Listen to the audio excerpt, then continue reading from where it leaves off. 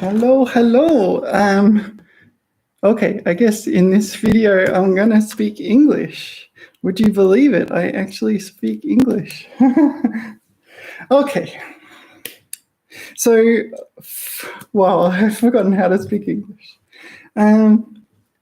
Right. For those of you who are not up to date on my life, so I've moved back to China. I wanted to move to Weihai, so I'm now in Weihai. It's a city in Shandong province, and it's on the beach. There's beach outside my window. I'm currently in a kind of hotel room. I think you can call it a hotel room, like an apartment style hotel room. So yeah. Okay. What was I gonna say? Okay. So yeah, my plan here is to find a place to live and kind of settle down. Yeah. All right. So the big decision is that I want to prepare for the HSK6 exam again.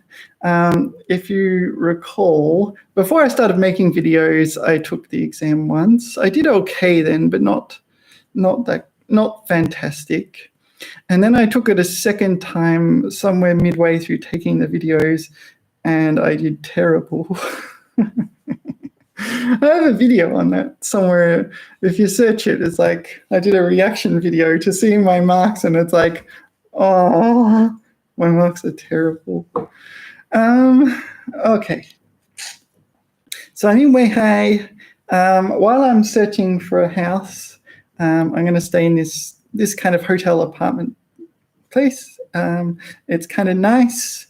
Recently, internet's been a bit and it's particularly difficult connecting to YouTube and live streaming.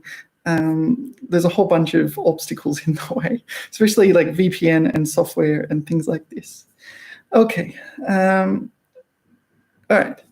I had my series of videos where I wanted to speak 500 hours of Chinese, and I have done that, which took a lot longer than I was anticipating, but you know, these things always do. Yeah. Okay, so I've done that. I kept going as well. So I've got like 550 or that many hours of speaking Chinese. It was really effective. When I speak Chinese now, it's really smooth, and I've noticed the difference. Okay, so you probably know this textbook. When I read aloud the chapters in this textbook, I read faster. Like, so I write down the times. I jot down the times. Like I read aloud the chapter, and I write down how long it took me.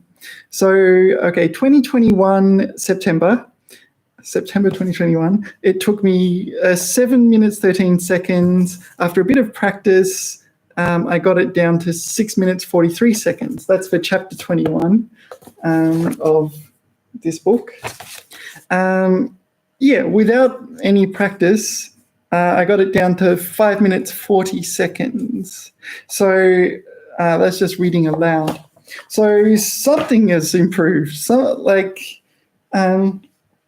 yeah, I shaved off 1 full minute. Now, so from 6 minutes 43 reading aloud this passage to 5 minutes 40 seconds reading aloud this passage. So I speak faster. Okay, so there has been some tangible improvement, qualitative improvement. No, quantitative improvement, sorry. Some quantitative improvement. Actually, it's kind of both, isn't it? Yeah. Okay. All right. Okay, so as you know, I went to Australia and saw my friends and family and whatever, and did all sorts of things, like did a lot of live streaming there. Yeah, I like live streaming because it saves a lot of hassle with recording videos, uploading videos, these large files. Sometimes they're like 2 gig or something like this. And when you're like on my phone, I have 80 gig of data that can chew up.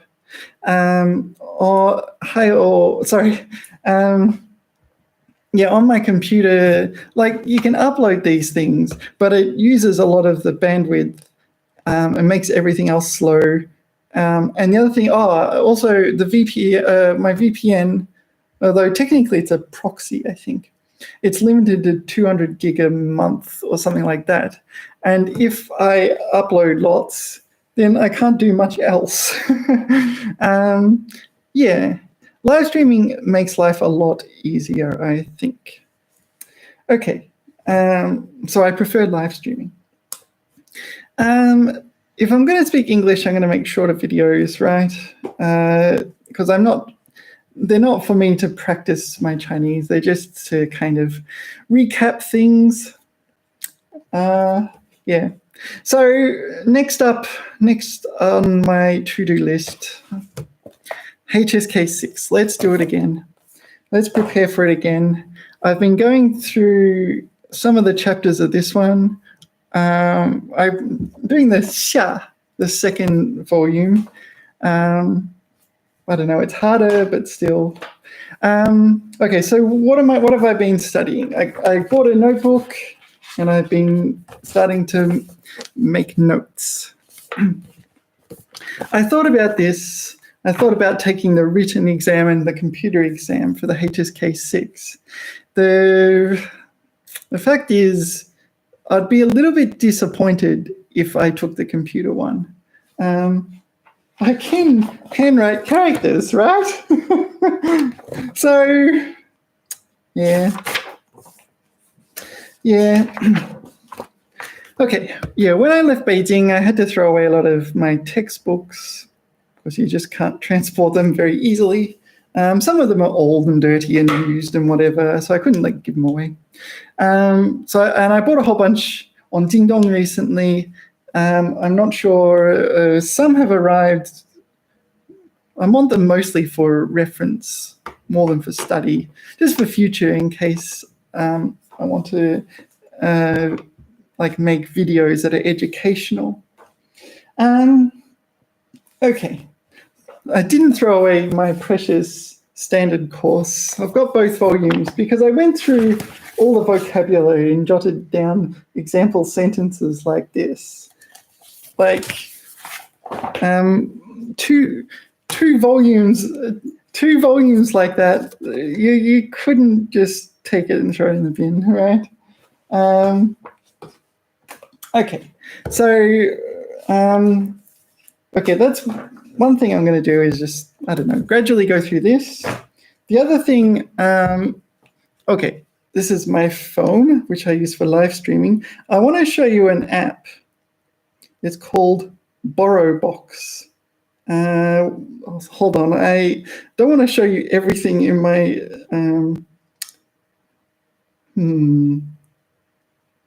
BorrowBox. It's a library app, BorrowBox.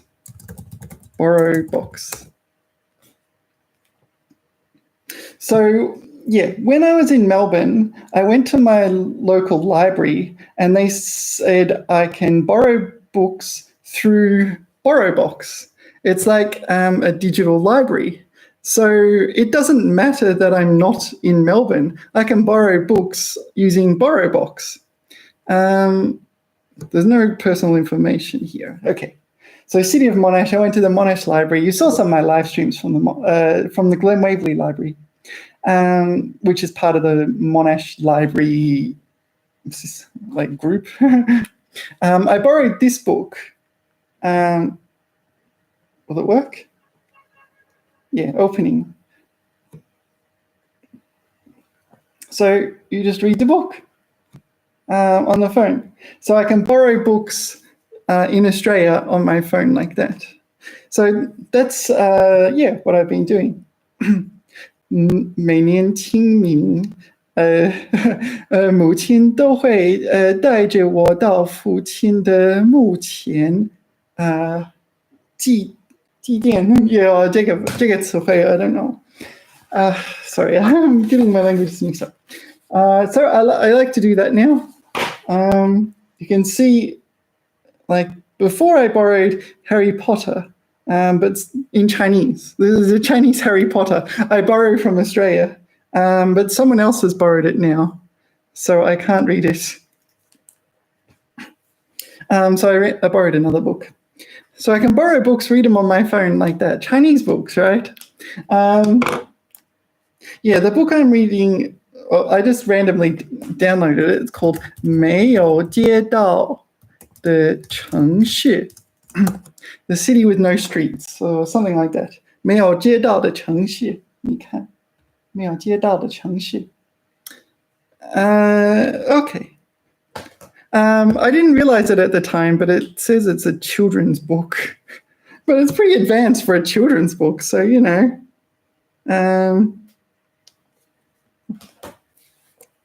Yeah, I guess I'll benefit from it. Yeah, I'm sort of reading a bit of that. I'm studying this. What else am I doing? I subscribe to I don't know, it's Tengxun Shipping. It's like a Chinese Netflix. Tengxun Shipping.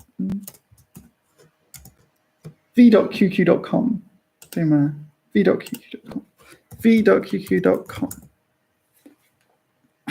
Okay, so I've subscribed to that, and I think, okay, I'll watch some movies and TV series. Yeah, it's especially good for the late afternoon, like 6 o'clock, because I'm a bit tired and I can't like study textbooks or things like that. It just doesn't work. Okay. All right. So okay, let's go through. Like I started doing this yesterday. Yeah, I went through a few words. Went through a few words in the HSK Standard Course textbook. I jotted down example sentences, some of the ones that I feel like my knowledge is incomplete. Yeah, I'm not going to run into words that I have nothing. I'm going to run into words where there are some details which I'm not 100% sure of. That's what's happening nowadays. 戏剧, things like collocations, things like in what context you can use this word. For verbs, what subjects and what objects you can use it with. For adjectives, what does it describe? Usually you need to know if an adjective describes a person, a thing, an event, a feeling, this sort of thing. You need to know what it describes. Usually when you go to a textbook or something, the textbook will just give you the translation in English, and the word in English will be used differently to the word in Chinese. So you can't just use that. It just doesn't work like that. Yeah, there are certain things like 前景和前途. They're kind of different words, right? 前景, 前途. 前景, yeah, I'll show you what it says. Chapter 23. 前景. Oh, it's 24. So if you open up the book and find 前景 here, that's HSK6. That's the highest level, right? At least at the time. 前景. It just says noun. That's correct. It's no other parts of speech. Prospect outlook, right? Prospect outlook. Yeah, it's no longer that simple. It's not that simple. It kind of is what it means. Okay, to begin with, there's another meaning they didn't even mention. Foreground. Yeah, with the antonyms Beijing and Houjing. Beijing is used. Perhaps people more commonly say Beijing. Yeah. This is the sort of stuff you need to know at the HSK6 level. If it's got additional meanings, 前景 used as foreground in like a photo or a movie, that's pretty normal. That's not a rare occurrence, but it's not even mentioned in the textbook. So, you You have to put in a lot more effort than just reading what it says in the textbook. It's like really superficial. Okay, so yeah, you also need to know when to choose between synonyms. 前景, 前途. Yeah, 前景 is like potential prospects, this sort of thing. It has a positive meaning, whereas 前途 could be like the future, right? It could have a negative meaning. Yeah, but you wouldn't use 前景 for that. It's usually described, prospects of people, right? 行业, also business. Yeah, you gotta, what has 前景? What can have 前景? Have to pay attention to this. I've been using ChatGPT a lot. I signed up to ChatGPT while in Melbourne, so I can use it here now. So I chat with ChatGPT, and we have a lot of back and forth and discuss the details of all these words. Like 临床. 临床 is clinical. You look it up, it says noun or something like this. But almost always it's part of a compound word.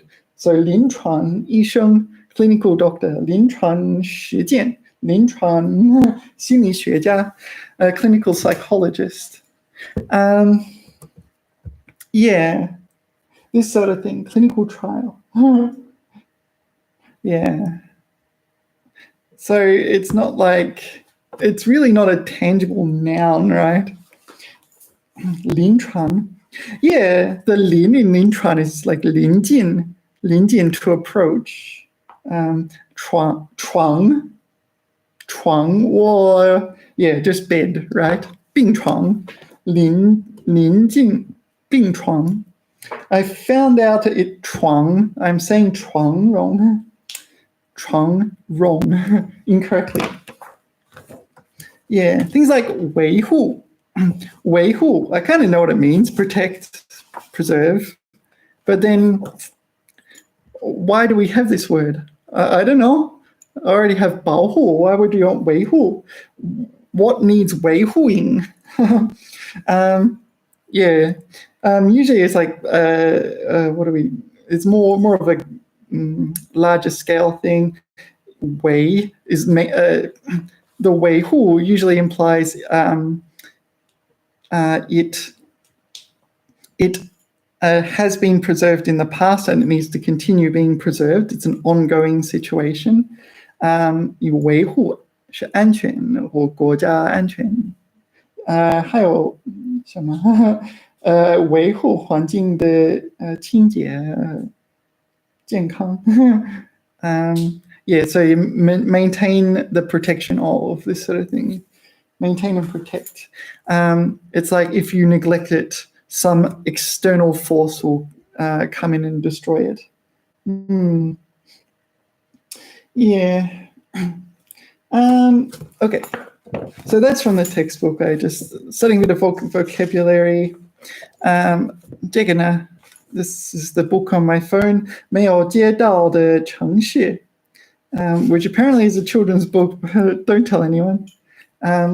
撤离,撤离, evacuate. I write down the words I think I should know, or at least pay more attention to. Sometimes when you're reading or you're watching a video or something, you'll encounter words that are kind of just, doesn't really matter.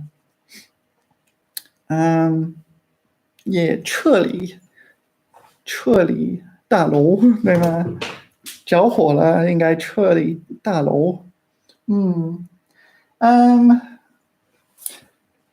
Then I went on the website MyLingua. Do you know this one? MyLingua. I'll get the URL for you and copy it in MyLingua. I did that and read a few news articles, or I say news articles. It's a news site, but the ones I read about were about 洛基, 那个 Loki, the new series of Loki. Yeah, I like Loki. I like the TV series. The first one was really good. The second one, we've only had one episode, so we'll see. 第二季第一集 bit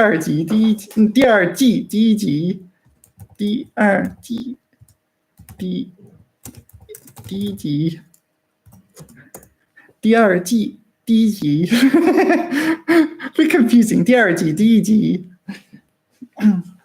like a second season, first episode. Then I watched a movie. Do you know this movie? I watched a movie using that app, v.qq.com. 超能一家人. Yeah, in the movie, yeah, they have a family and they're kind of always arguing, and there's like a 流星雨, meteor shower, and they get superpowers, and they have to work together with their superpowers to battle a local villain, and then there's a plot twist and so on.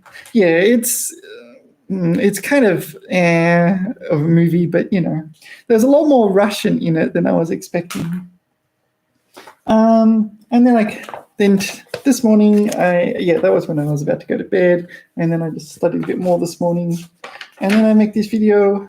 I tried watching another movie. I haven't finished it. I might finish it, but I don't know.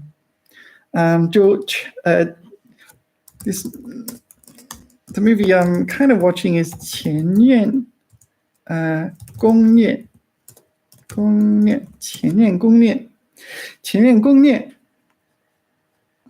Okay, so I haven't quite got into it yet because I was doing other things. But okay, there's a 新郎新娘, husband and wife, they're getting married. And they have two tables at their wedding. One is for the 新娘's ex-boyfriends, and one is for the 新郎's ex-girlfriends. And then they all hook up and have complicated relationships. From what I understand, it's kind of like that. It's meant to be a 喜剧. I like things that are funny and you're not overly invested.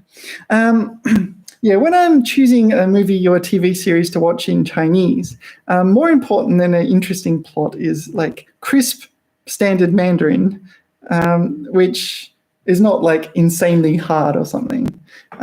So yeah, listening is my weakness. Probably my worst one now. Reading, writing, listening, speaking. I haven't done much writing. Writing is like you got kind of got typing and handwriting. Handwriting is yet another aspect, like constructing sentences and paragraphs and plots. That's what I think of as writing, not the mechanics of typing or handwriting. Yeah. I like writing. However, the HSK exam has the 缩写 section, and you don't get to use your imagination or anything. You just rewrite what they wrote. It's very unsatisfying. Okay. What else do I need to say? Reading, writing, listening, speaking, vocabulary, grammar. Yeah, I think listening is my weakness now. So I do need to listen more. Maybe I should also do some writing to balance this out. I usually read the textbooks or the novel on my phone, or reading I end up doing just without thinking, really. Writing I won't do normally. I'll have to actually think you need to write something. The thing is, if you want to write something, you need something to write about. Do I want to write stories, or I want to write, I don't know. Maybe I should just Google writing prompts and just write that. Or I could just chat with ChatGPT in Chinese. That works as well. ChatGPT is pretty amazing. Yeah, I mean, it's sometimes wrong, but at my level, you know when it's wrong. So it's not that big a deal for me. You're regularly corroborating. It says something, then you kind of repeat back, and it's like, yeah, is this what you mean? Blah, blah, blah, blah, blah. And sometimes it will correct itself.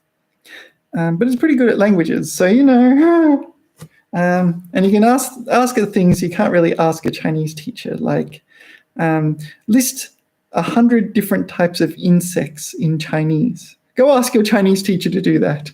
ChatGPT will do that in a few seconds. Maybe in about 30 seconds, it will give you a list of 100 different insects in Chinese. Yeah, your teacher will be like, oh, I couldn't do that in English. Yeah, all right. So maybe I'll make videos like this and just recap. I'll probably also do like live streaming, walking around China, walking around Weihai. When I feel like it, we'll see how it goes. I don't know. I don't have any set in stone plan other than let's aim towards the HSK6 and yeah, hopefully I do better this time. I want to take it slow. I don't want to have an extremely stressful path to the HSK6.